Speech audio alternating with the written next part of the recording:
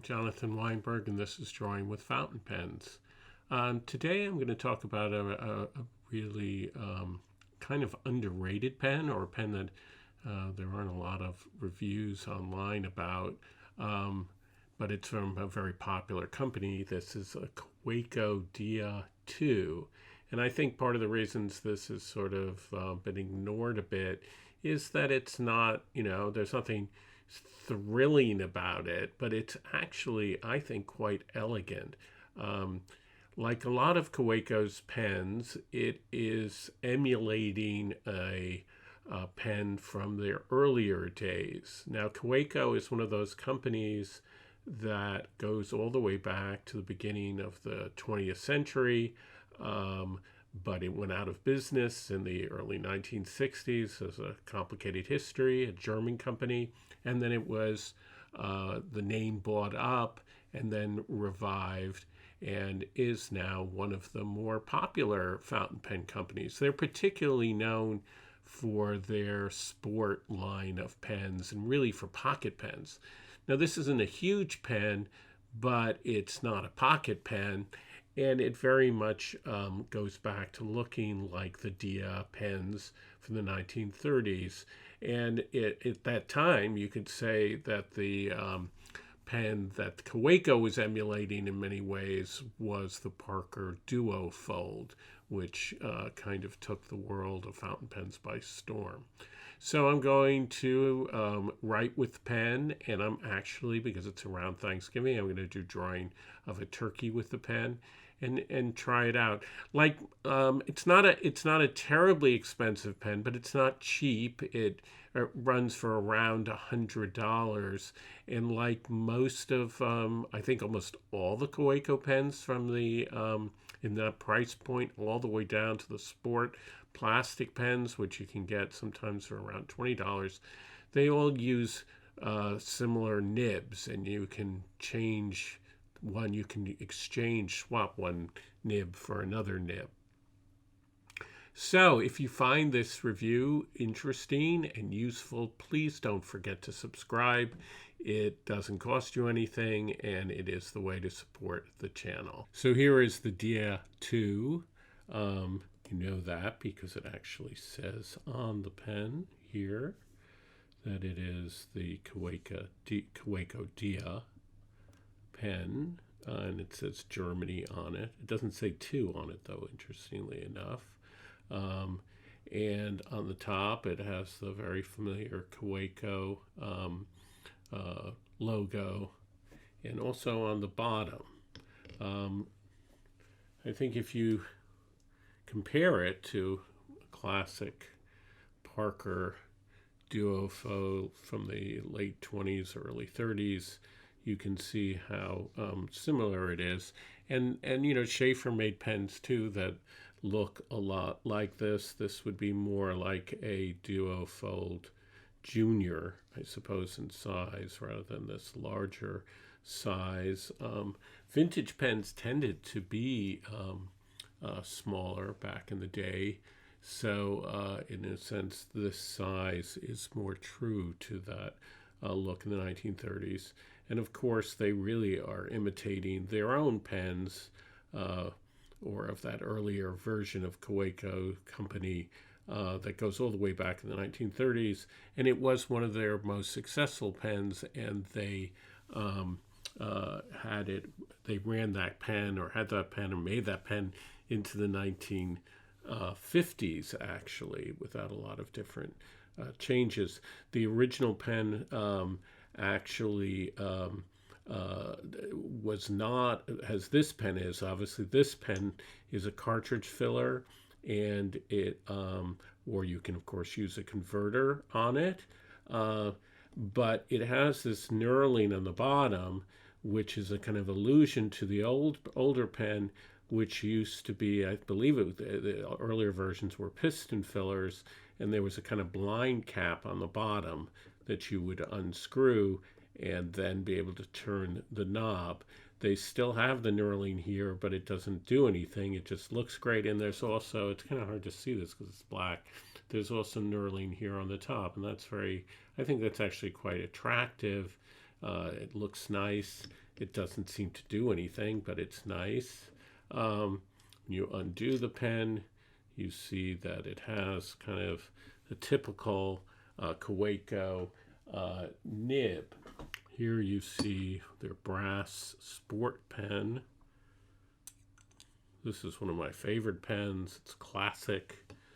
I think that Kaweco is really their claim to fame. It really is these wonderful pocket pens. This is it in a steel version. But if you love Kaweco and you want to have a pen that isn't a pocket pen, that is, when it's posted, suddenly becomes, a regular size pen, then this is very much the pen for you. I think it also has a very kind of elegant look to it. The one thing I would say is that, well, I think the nib is a little small, and I think for a pen that's around $100, I think it's a bit somewhat disappointing, the nib. I don't think Kaweco nibs, I'm going to write with it, the broad and the mediums are okay. I don't think they're fantastic. $100 for a pen like this seems a bit pricey when you can get the brass version of the pen. I've gotten this one. I got it for around $50. So, I mean, that's quite an amazingly good deal, but certainly well below $100. And then you can get one of the plastic sport versions of the pen, again with the same nib, and that can be in the $20-$30 range. So the question here with a pen that is this simple, people may feel elegant, is it worth the money?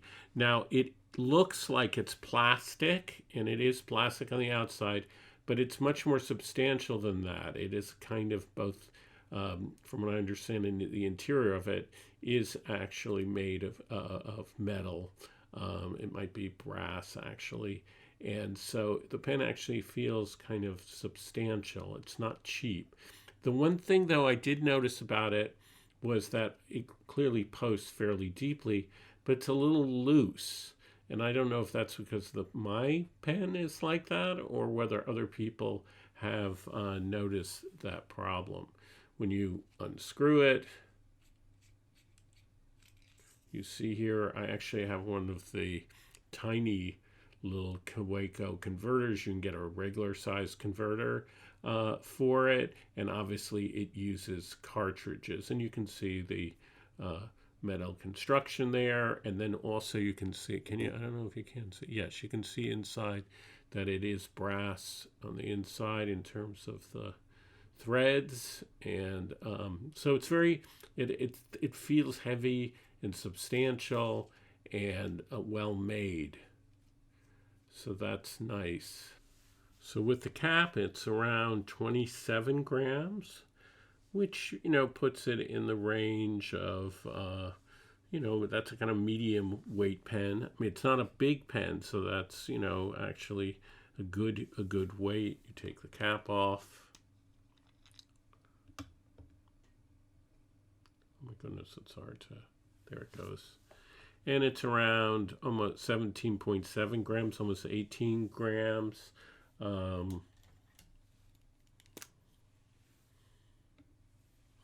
a point of comparison, a Safari pen without the cap is only less than 10 grams.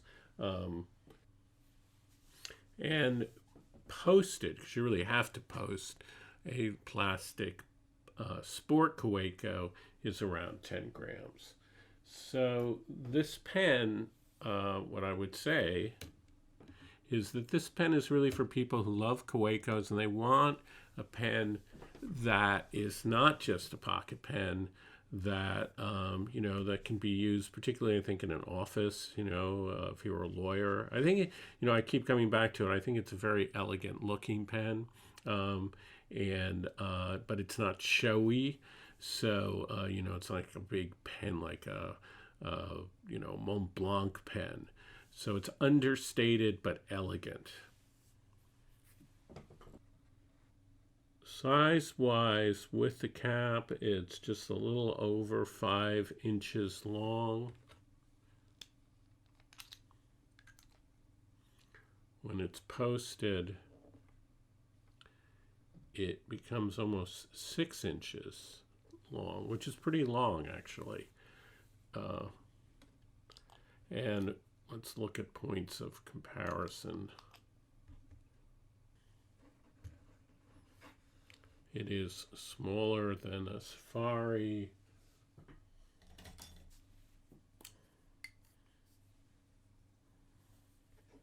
About the same length as a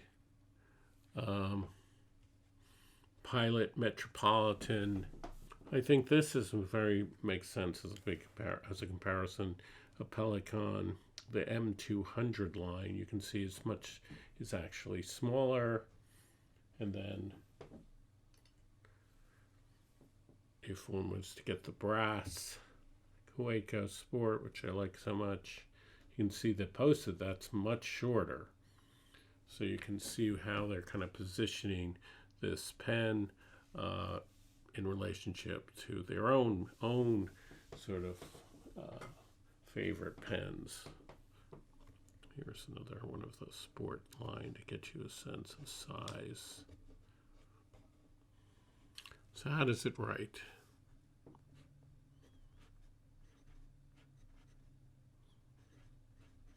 Kaweco Dia 2.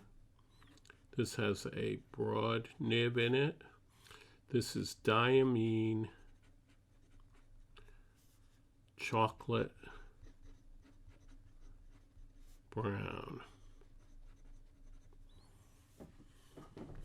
Now I used to love one of my favorite colors was Waterman Absolute Brown, but they don't make that anymore.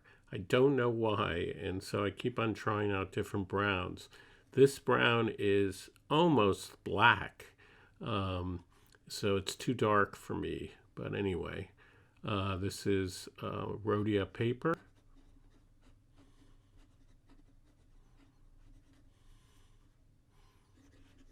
Now, Kaweco steel nibs do not have any line variation.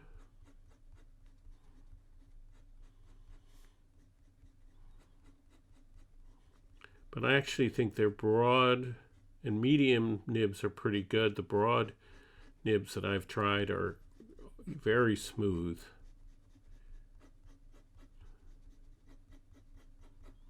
And this is no exception. It's quite wet, actually.